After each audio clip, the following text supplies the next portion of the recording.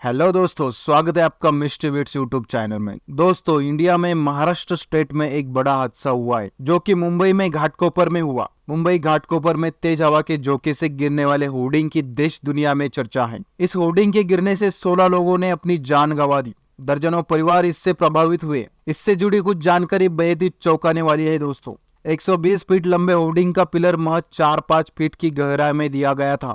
कुछ वीडियो में आपने देखा होगा कि जिसमें होर्डिंग का जो पिलर है दोस्तों, जमीन से उखड़ गया था। इससे एक बड़ा सवाल ये खड़ा होता है, क्या कमजोर बुनियाद की वजह से बिलबोर्ड तेज हवा का झोंका नहीं झेल पाया? तेज हवा की वजह से होर्डिंग एक पेट्रोल पंप पर गिर गया था, जहां लोग या तो अपनी गाड़ी में पेट्रोल डीजल भरवा रहे होंगे या फिर तेज हवा से बचने के लिए रुके थे। जानकार और अधिकारी मानते हैं कि कमजोर बुनियाद की वजह से यह हादसा होना ही था। आज या कल इस होर्डिंग को गिरना ही था। अब जबकि होर्डिंग तेज हवा से गिर गया, मरने वाले और घायल परिवार के लोग प्रशासन से सख्त कार्रवाई की मांग कर रहे हैं। तो आइए दोस्तों, जानते हैं आखिर कैसे मिली इस होर्डिंग को परमिशन, कहां से मिली, किसने दी इस होर्डिंग को परमिशन। होर्डिंग हादसे के बाद बीएमसी ने इस संबंध में एक बयान जारी कर बताया था कि उसे लगाने की इजाजत रेलवे एसीपी ने दी थी। बाद में रेलवे ने भी इसको लेकर एक बयान जारी किया। रेलवे ने बताया कि दिसंबर 2021 में पेट्रोल पंप के पास 10 साल के लिए होर्डिंग लगाने की इजाजत तत्कालीन जीआरपी कमिश्नर कैसर खालिद ने दी थी। मसलन पेट्रोल पंप और होर्डिंग दोनों ही दिसंबर 2021 से संचालित थी। दोस्तों, इस पर कई लोगों ने कार्रवाई की मांग की थी, लेकिन 3 साल बाद भी इस पर कोई कार्रवाई नहीं हुई। घाटकोपर में लगाए गए होर्डिंग का संचालन messrs ego media private limited कर रहा था। इसके निर्माण के दौरान कुछ पेड़ों को भी नुकसान पहुंचाया गया था। 3 साल बाद हुए हादसे के बाद जीआरपी की तरफ से बयान में कहा गया कि पेड़ों को नुकसान पहुंचाने के लिए शिकायतें भी मिली थी, लेकिन कार्रवाई नहीं की गई। हादसे के बाद जीआरपी का कहना है कि कार्रवाई करने से पहले ही होर्डिंग गिर गया। इस संबंध में होर्डिंग का संचालन करने वाली कंपनी को दावे के मुताबिक नोटिस भी भेजा गया था। तो दोस्तों, वे खौफनाक 3 सेकेंड जिस वक्त ये होर्डिंग गिरा, पेट्रोल की लाइन में लगी थी कई कारें और गाड़ियां। घाटकोपर के पेट्रोल पंप पर आम दिनों की तरह ही लोगों की भीड़ थी। पेट्रोल पंप पर मौजूद सभी लोग अपनी अपनी गाड़ी में पेट्रोल भरे जाने का इंतजार कर रहे थे। बाहर बारिश और तेज हवा चल रही थी, सब कुछ सामान्य सा दिख रहा था। लेकिन तभी एकाएक जो हुआ उसकी कल्पना भी किसी ने नहीं की होगी। एक तेज हवा के साथ पेट्रोल पंप के पास लगा 250 टन वजनी होर्डिंग कुछ ही सेकंड में इस पेट्रोल पंप के ऊपर गिर जाता है। इस होर्डिंग के गिरते ही आसपास मौजूद लोगों में चीख पुकार मच गई। मदद के लिए लोग आगे तो आए, लेकिन होर्डिंग इतना भारी था कि लोग चाहकर भी फंसे लोगों को निकालने के लिए कुछ नहीं कर पा रहे थे। अब इस घटना का वीडियो भी सामने आया है।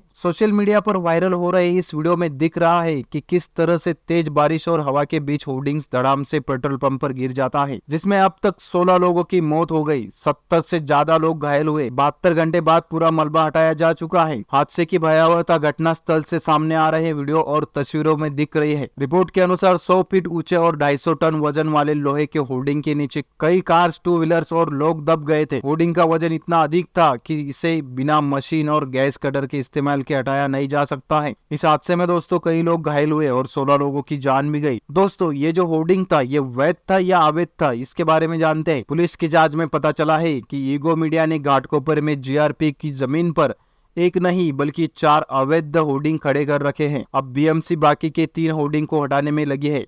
तो BMC police ego media company के मालिक भावेश भिड़े के खिलाफ गैर इरादतन हत्या का मामला दर्ज कर लिया है और उसे उदयपुर से गिरफ्तार भी कर लिया गया है। वही हादसे का रेस्क्यू ऑपरेशन गुरुवार को खत्म हुआ। दरअसल घाटकोपर में जो होर्डिंग गिरा था, रेस्क्यू ऑपरेशन के चौथे दिन बीएमसी कमिश्नर भूषण गगरानी भी घटनास्थल पहुंचे।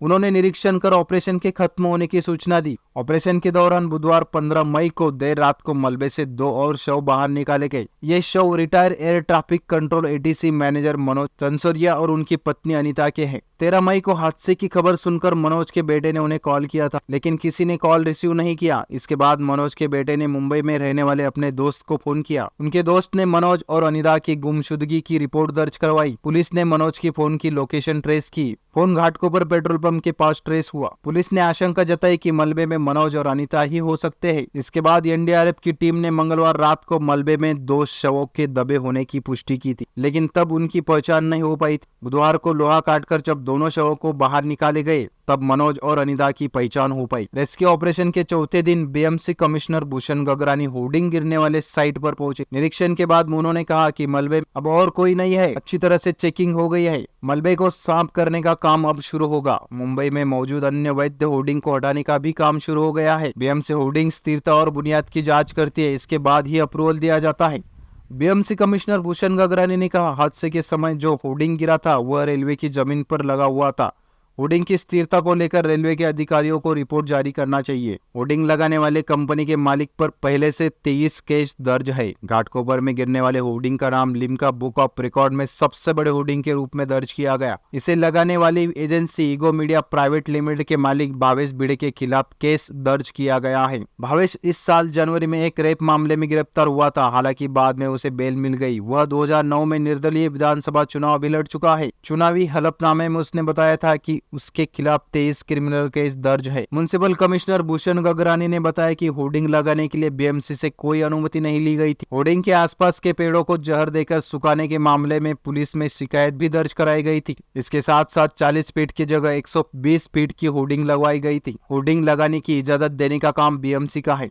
फिर एक पुलिस अधिकारी ने इसकी मंजूरी कैसे दी? कागजों पर 40 फीट के होर्डिंग लगाने की बात कही गई थी। इसके बाद भी 120 फीट ऊंचा होर्डिंग लगाया गया, जिसके कारण इतना बड़ा हादसा हुआ है। इसके अलावा मुंबई के विभिन्न हिस्सों में ऐसे 400 होर्डिंग्स हैं जो लिमिट से ज्यादा बड़े और कमजोर नींव पर खड़े हैं। रेलवे ने अवैध होर्डिंग लगाने के बाद कई शिकायतों के बाद 17-18 में भावेश की एक अन्य कंपनी को ब्लैकलिस्ट भी किया गया था। तो दोस्तों, ये थी पूरी सच्चाई घाटकोपर होर्डिंग हादसे की, जो कि इसमें मेरे हिसाब से बहुत से अधिकारियों की गलती है। दोस्तों, अगर परमिशन सिर्फ 40 फीट होर्डिंग की है तो 120 फीट होर्डिंग्स लगाने का क्या मतलब हो सकता है? इसमें अभी तक किसी ने कुछ कार्रवाई क्यों नहीं की? इसमें बहुत सारे सवाल है दोस्तों। तो इसमें सबसे ज्यादा गलती किसकी है दोस्तों? कमेंट बॉक्स में आप अपनी राय बता सकते हैं। तो दोस्तों, आज के लिए बस इतना ही। मिलते ही दोस्तों ऐसे ही किसी रहस्यमय और सनसनीखेज नई वीडियो के साथ।